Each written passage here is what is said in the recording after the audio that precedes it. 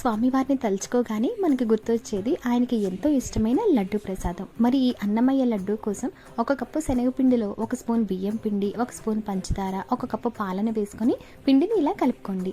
ఇప్పుడు 1 కప్పు స్వచ్ఛమైన ఆవు నేతిలో జీడిపప్పు కిస్మిస్ని చక్కగా వేయించుకొని పక్కకు తీసేసుకోవాలి.